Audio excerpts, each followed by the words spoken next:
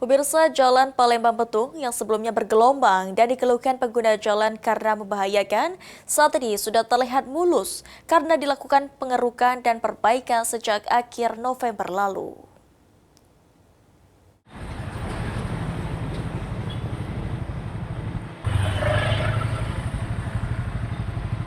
Seperti inilah kondisi Jalan Palembang Betung, Kelurahan Sukajadi, Kecamatan Talang, Kelapa, Banyuasin yang sebelumnya bergelombang dan berbahaya untuk dilintasi. Kini jalan tersebut sudah terlihat mulus karena dilakukan pengerjaan perbaikan. Dengan kondisi ini, warga sekitar menyambut positif karena jalan tampak lebih aman untuk dilalui, tidak seperti sebelumnya yang sangat berbahaya untuk dilintasi terutama motor. Mending nggak perlu tempat yang kemarin kan, nggak ribut terus ini ya ribut tapi nggak separah kemarin kan, hampir tiap hari kecelakaan, repetan, kecelakaan itu hampir tiap hari. Tapi sekarang jarang ya Pak? Jarang lah, nggak ada aman lah.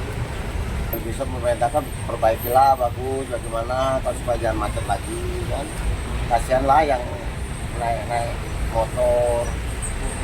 Jalan motor yang susah kalau lewat, kalau mepet mobil kadang-kadang pinggir.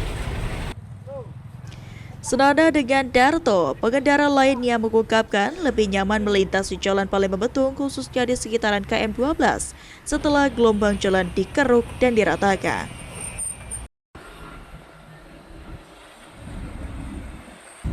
Ini apa? Kemarin kan gelombangnya dalamnya susah, Iya, jadi belok kemana-mana. Sekarang bagus Sudah bagus Kak ya?